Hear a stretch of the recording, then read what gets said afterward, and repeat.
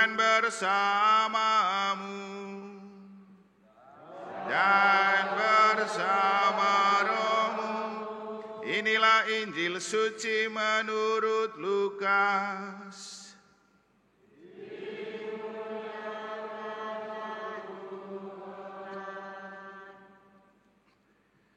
Sekali peristiwa, datanglah kepada Yesus beberapa orang membawa kabar tentang orang-orang Galilea yang dibunuh Pilatus dan darahnya dicampurkan dengan darah kurban yang mereka persembahkan.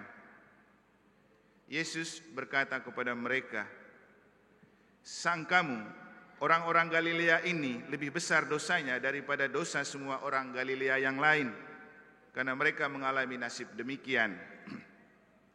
Tidak, kataku kepadamu, tetapi jika kamu tidak bertobat, kamu semua akan binasa dengan cara yang demikian. Atau sangkamu ke-18 orang yang mati ditimpa menara dekat Siloam lebih besar kesalahannya daripada semua orang lain yang diam di Yerusalem?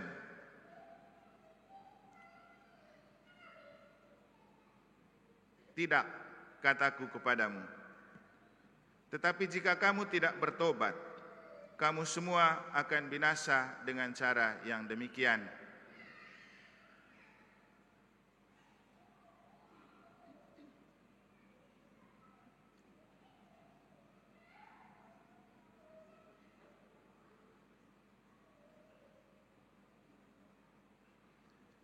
Kemudian Yesus menyampaikan perumpamaan ini.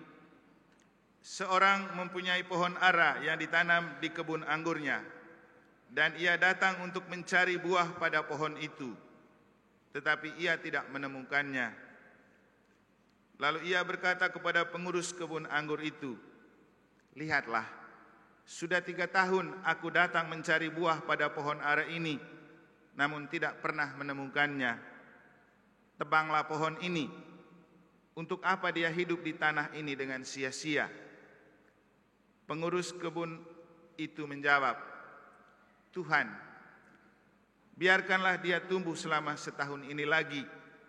Aku akan mencangkul tanah sekelilingnya dan memberi pupuk kepadanya. Mungkin tahun depan ia berbuah. Jika tidak, tebanglah dia." Demikianlah sabda Tuhan. Terpujilah Kristus.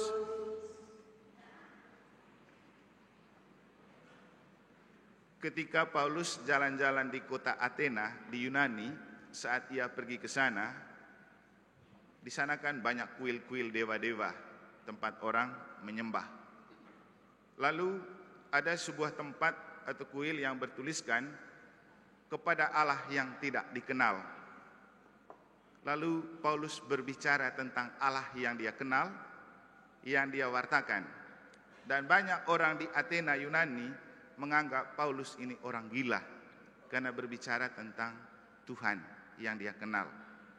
Frater, suster, Bapak Ibu, saudara-saudari, adik-adik dan anak-anak sekalian yang saya kasih dalam Tuhan. Agar kita tidak dianggap sebagai orang beriman yang gila, kita perlu mengenal Allah yang kepadanya kita berdoa. Maka kalau saya mau tanya, Bapak Prodiakon, kenal nggak Allah yang kepadanya kita berdoa? Kenal? Para pengurus lingkungan, para pengurus KBG, tim kerja, kenal nggak Allah yang kepadanya kita berdoa dan kepadanya kita mau bekerja di dalam gereja? Kenal Allah yang seperti apa? Seperti diri sendiri. Ini Pak Kaling dari lingkungan ini nih, Pak Guntur dari lingkungan Punia. Diri sendiri, satu. Setuju nggak kamu kalau Allah yang kita kenal itu dalam diri sendiri? Pasti tidak semua setuju. Yang lain, Allah seperti apa? Allah yang memperkenalkan diri, memperkenalkan dirinya sendiri. Oke. Iya, Allah seperti apa itu? Allah seperti apa? Dia sudah memperkenalkan diri seperti dalam bacaan pertama. Allah Abraham, Allah Ishak, Allah Yakub. Itu kan labelnya. Tapi isinya Allah itu seperti apa? Tuh. Allah yang berbelas kasih. Allah yang seperti apa lagi? Nah, Bapak Ibu kalau di referen Mazmur itu Allah penyayang dan pengasih, bisa juga Allah berbelas kasih. Tapi ada banyak gelar yang diberikan kepada Allah, saking kita tidak bisa melukiskan Allah itu dalam kata-kata manusia. Allah pencipta, Allah penguasa, Allah maha rahim, Allah maha kuasa, banyak gelarnya. Dan dalam bacaan pertama kita mendengar Allah sendiri yang berbicara kepada Musa. Karena Musa juga bingung menjelaskan kepada umat Israel, kalau mereka tanya, siapa yang suruh kamu berbicara? Allah bilang apa? Sang Aku yang mengutus kamu kepada mereka. Sang Aku. Nah, siapa itu Sang Aku? Di bagian akhir Tuhan menjelaskan, Aku adalah Allah Abraham, Allah Ishak, dan Allah Yakub. Nah, pertanyaannya lagi, Allah seperti apa itu Allah Abraham, Allah Ishak, dan Allah Yakub? Bapak Ibu, kami kalau di Seminari Tinggi itu belajar teologi, itu belajar tentang Allah itu tumpuk diktatnya. Tapi yang paling penting begini, sama saja prinsipnya, dikenal maka disayang, tak dikenal maka tak disayang. Kita harus mengenal Allah kita supaya kita betul menyayangi Allah kita, walaupun memang seringkali Allah lebih sayang pada kita daripada diri kita sendiri. Saya takut banyak orang Katolik yang tidak mengenal Allahnya. Bisa jadi Gus Dur lebih mengenal Allah kita kan? Kenapa? Masih ingat suatu kali Gus Dur ketika berbicara di sebuah Natal bersama, dia bilang apa kepada publik? Saya suka dengan Allahnya orang Katolik dan orang Kristen. Kenapa? Sangat dekat. Mereka menyapa Allahnya itu Bapa. Teman-teman Hindu menyapanya Om. Teman-teman lain menyapanya Allahu Akbar, berarti jauh sekali. Ya, coba Bapak Ibu lihat, mana yang lebih dekat? Panggil Bapa atau panggil Om? Belum lagi Allahu Akbar. Nah, kan? Jadi kita punya Allah, ini Allah Bapa dipanggil dan disapa Bapa. Makanya Yesus mengajarkan doa yang utama itu apa? Bapa kami, bukan Om kami, bukan mertua kami. Karena Allah itu begitu dekat dengan kita. Saya tadi malam sedikit menonton cuplikan film The Passion of the Christ yang dinonton bersamakan oleh OMK. Ada satu kata-kata menarik yang tidak ada di kitab suci, juga yang selama ini juga saya tidak temukan, tapi waktu sepintas nonton semalam, saya menemukan itu kata-kata menarik yang pantas untuk kita maknai. Sebelum Yesus dicambukin, apa yang Yesus katakan? Aldo, nonton tadi malam kah? Tidak. Yang ajak saya tadi malam itu mereka ini, Steffi mereka ya, Stella mereka. Ingat, ini kata-kata menarik dari Yesus. Saya sudah buat di caption. Ya Bapa, hatiku sudah siap. Ya Bapa, hatiku sudah siap. Lalu orang pukul Yesus sampai dengan kalau pukul kita itu mati memang. Tapi kenapa Yesus enjoy saja menikmati pukulan para algojo? Kenapa? Dia sudah siap hatinya. Jadi Bapak Ibu, apapun jenis penderitaan yang akan menimpa kita, kalau hati sudah siap, itu akan kecil kita hadapi. Hatiku sudah siap. Ya Bapa, hatiku sudah siap. Begitu dekatnya Yesus dengan Bapa. Dan kita tahu di Taman Getsemani, Yesus juga dekat dengan Bapa ketika dia bilang apa? Ya Bapa, kalau engkau mau biarkan piala ini berlalu daripadaku, tapi bukan menurut kehendakku, tapi kehendakmu yang terjadi. Dekat. Jadi kita perlu mengenal Allah kita sebagai Bapa yang sangat dekat, Bapa penyayang, pengasih, pemurah. Nah, di mana karakter kebapaan itu kita temukan? Itulah kenapa saya bilang kita bersyukur jadi orang Katolik, karena figur kebapakan paling utama ditemukan dalam sakramen tobat. Hanya kita yang punya sakramen tobat kan? Dan yang paling penting dari sakramen tobat adalah Tuhan yang Maha Rahim mengampuni kita orang berdosa. Tuhan tidak mempersalahkan kita karena kita berdosa. Walaupun Tuhan membenci dosa, Tuhan tetap mencintai kita orang berdosa. Yang penting bertobat. Nah, inilah yang disampaikan dan dimaksudkan oleh Yesus ketika dalam Injil dia berbicara tentang kamu kalau tidak bertobat akan mengalami nasib yang lebih ngeri daripada orang yang kamu ceritakan. Jadi kan orang-orang ini datang lapor kepada Yesus, bicara tentang orang yang nasibnya nas karena minum darah yang dicampurkan oleh Pilatus. Juga bicara tentang orang yang tertimpa menara di Siloam. Dan dalam pandangan Yahudi dan budaya Yahudi, orang yang ditimpa masalah itu karena dia berdosa. Maka semakin orang punya banyak masalah, semakin dia dianggap sebagai pendosa kelas berat. Maka ketika orang membawa orang-orang yang dianggap menderita dan celaka karena dosa, mereka pikir Yesus senang. Justru Yesus bilang apa? Kamu jangan berpikir orang yang kamu bicarakan itu lebih buruk hidupnya. Kamu kalau tidak bertobat akan mengalami yang lebih buruk dari itu. Apa yang mau disampaikan oleh Yesus? Bapak Ibu, Tuhan itu tidak suka orang lapor. Tuhan itu tidak suka orang asut. Tuhan itu tidak suka provokator. Saya mengamati dan melihat, kadang kita umat itu suka lapor. Kalau kita tidak suka mungkin dengan romonya, lapor ke romo lain. Mungkin juga lapor ke Vikjen, lapor ke uskup. Ada umat yang tukang lapor. Juga ada yang tukang hasut. Bapak Ibu, Tuhan Yesus tidak suka karakter kayak gini. Kita tidak hidup untuk laporin orang. Kita tidak hidup untuk bicarain orang. Dan masa tobat paling penting itu fokus pada aku. Tuhan saja loh fokus pada aku. Dia bicara kepada Musa, aku adalah sang aku. Dia tidak bicara orang. Dan yang dimaksudkan oleh Yesus dalam Injil itu, Bapak Ibu, masa tobat itu masa paling penting ke aku, ke pribadiku, diriku, mengenal siapakah aku di hadapan Tuhan. Bukan tentang orang, masalah orang, pribadi orang, persoalan orang, apalagi mempersoalkan orang ya. Jadi masa puasa dan masa tobat itu tidak untuk kita bicara tentang orang, pribadi orang, dosa orang, persoalan orang, apalagi mempersoalkan orang. Masa tobat adalah masa untuk lebih banyak lihat diri, kembali ke dalam diri, koyakan hati. Maka pertanyaan penting untuk kita di masa tobat adalah who am I? Siapakah aku? Sebuah pertanyaan yang penting untuk para ketua lingkungan, para pengurus lingkungan, para pengurus KBG, para tim kerja seksi, dan untuk kita semua. Siapakah aku di hadapan Tuhan? Ini pertanyaan penting Bapak Ibu, supaya kita mengenal diri kita. Semakin kita mengenal diri kita di hadapan Tuhan, semakin kita menyayangi pribadi kita. Dan satu hal yang pasti, jangan pernah berpikir Tuhan lebih sayang pada orang suci dan kudus. Tidak. Tuhan lebih sayang pada orang berdosa dan lemah. Makanya ketika ahli Taurat dan orang Farisi yang menganggap diri suci dan kudus mengeritik dan mempersoalkan Yesus yang makan bersama orang berdosa di rumah pemungut cukai, dan mengatakan, kenapa gurumu makan bersama orang berdosa?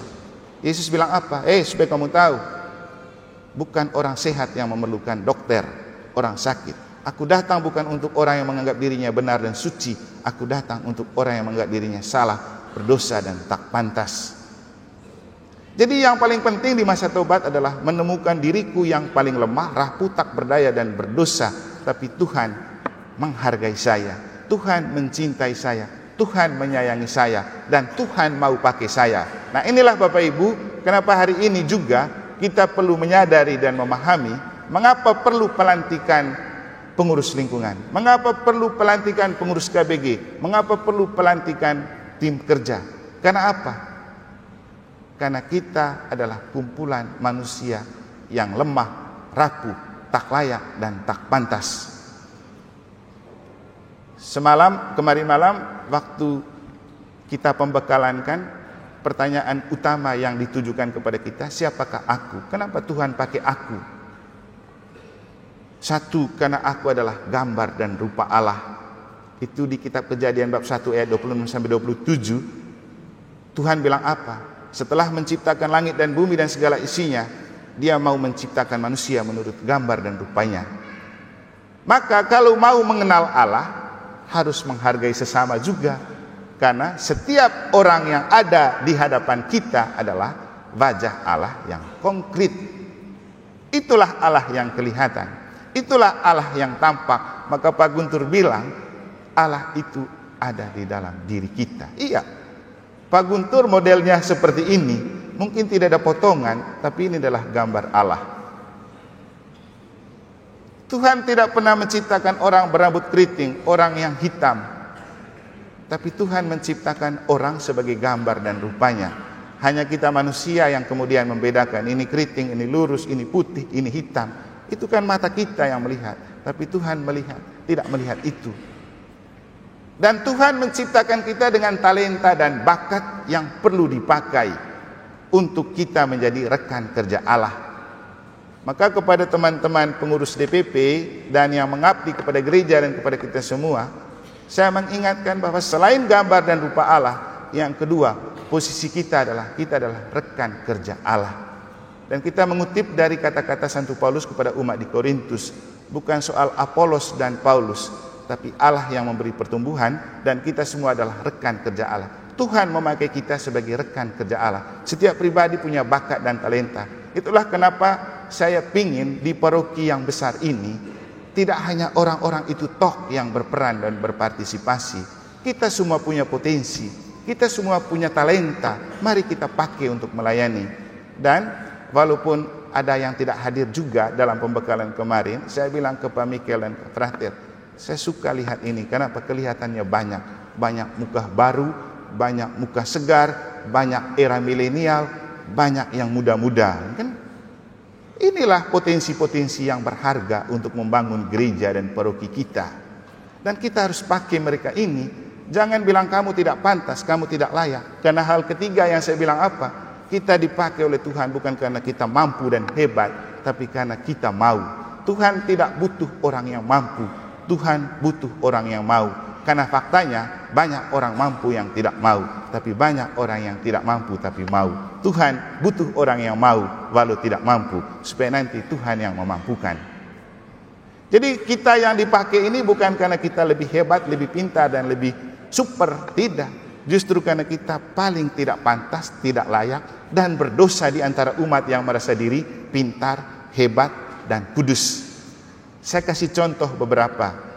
Petrus, dia yang menemukan diri setelah Yesus memberikan banyak ikan di laut, dia datang tersungkur dan mengatakan, Tuhan pergilah dari saya orang berdosa. Petrus juga pernah dimarah oleh Yesus dan bilang, setan kau pergi. Itu Paulus itu pengkhianat kelas kakap, bukan pengkhianat, penjahat kelas kakap. Membunuh pengikut Yesus, iya. Mengejar pengikut Yesus, iya. Sampai setelah Yesus memanggil dia, apa dia bilang? Aku adalah rasul yang paling berdosa di antara para rasul, tapi Tuhan pakai saya. Kemudian Sakeus, orang yang dianggap pemungut cukai dan koruptor, Tuhan suruh dia turun dari pohon itu, saya mau mampir di rumahmu, makan di rumahmu. Ini kan orang berdosa, dianggap publik sebagai orang berdosa, tapi Tuhan mau makan di sana. Makanya saya berkomentar, umat kalau merasa berdosa pasti panggil romonya datang makan di rumah. Kalau umat yang tidak pernah panggil romo, berarti dia tidak menemukan diri orang berdosa, dia sudah suci dan kudus. Dan kami ini suka makan di rumah orang yang menganggap diri tidak pantas dan tidak layak. Tapi banyak orang yang merasa bahwa tidak pantas dan tidak layak undang romo. Apalagi kalau dapat stipendiumnya mahal lagi, lebih berat lagi. Tidak akan pernah diundang sudah romonya. Apalagi romo eman, satu kali diundang 2 juta, 1 juta. Padahal kita itu utamanya mencintai orang berdosa seperti yang Yesus bilang, dan orang yang menganggap atau dianggap sampah oleh orang kita mau pakai. Dan yang terakhir itu Maria Magdalena, perempuan bersinah, perempuan berdosa. Tapi siapa orang pertama yang melihat kubur kosong? Orang ini. Jadi Tuhan itu suka pada orang yang dianggap tidak pantas, tidak layak, berdosa, supaya dalam kelemahan itu ia membiarkan kekuatan Tuhan bekerja. Itulah kita perlu dilantik Bapak Ibu. Jadi bahasa kitab sucinya, kita itu manusia lama, kita perlu diperbaharui menjadi manusia ilahi. Maka pelantikan itu perlu. Saya senang ketika ada umat di Mataram yang mempersoalkan misalnya, frater itu kan belum dilantik akolit, ngapain dia naik ke altar? Walaupun faktanya berbeda ya. Tapi saya senang begitu. Kenapa? Anda paham bahwa pelantikan itu penting untuk seorang pelayan. Jadi pelantikan itu penting untuk seorang pelayan. Anda jadi kaling, Anda tidak datang lantik, Anda mau layani dengan roh apa? Kita jadi lektor itu ada pelantikan. Kita di seminari tinggi sebelum pergi praktek, frater-frater mereka ini tingkat 4 dilantik lektor dan akolit supaya bisa membacakan sabda, bisa melayani altar. Diakon, prodiakon, pelantikan, kalau tidak bisa ke altar. Nah, Mas Dinar yang belum lantik kayaknya ya. Nanti dilantik juga. DPP dilantik. Pelantikan itu penting supaya kita disepuh oleh kekuatan ilahi dalam bekerja, karena kita manusia yang lemah, rapuh, tak berdaya dan berdosa. Bukan soal ini gaya-gaya saja Romo Eman, dia datang buat aneh-aneh. Ya karena kamu tidak tahu aturan gereja. Makanya orang yang tidak tahu aturan paling banyak omong daripada orang yang tahu aturan. Nah, maka satu pesan saya untuk kita, para pengurus dan umat, hargailah para pengurus yang sudah kita pilih. Hargailah mereka yang sudah kita angkat untuk bekerja. Begini-begini modelnya Pak Guntur dan kawan-kawan. Mereka itu citra Allah, gambar dan rupa Allah, alat di tangan Allah. Mereka bicara atas nama Allah. Apalagi kalau sudah dilantik. Makanya kalau sudah dilantik, jangan bicara sembarang lagi ya. Jangan Romo omong lain di rapat, kamu cerita lain di umat. Sudah dilantik loh. Harus sejalan kita bicara atas nama roh dan melayani dalam kasih, omnia in caritate.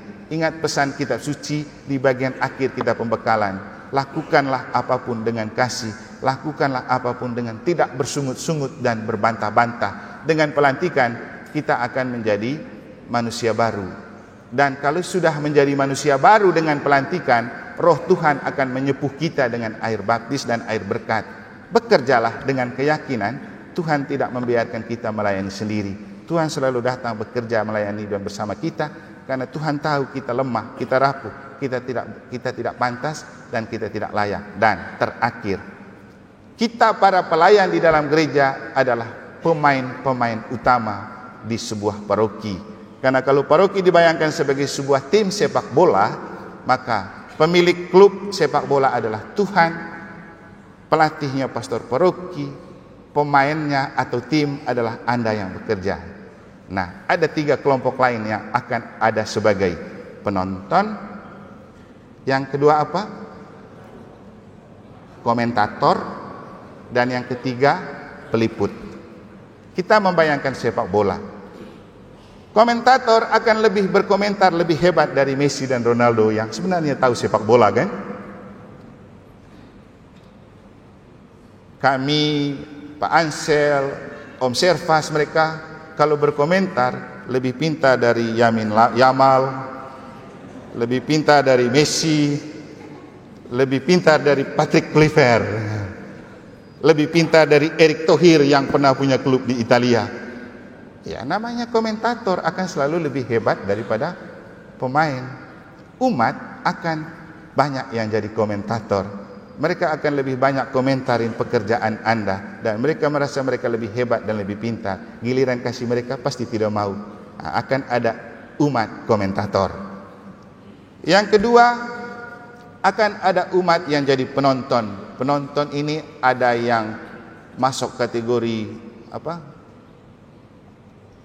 kalau di Surabaya dulu ada istilah bonek bodoh nekat kan?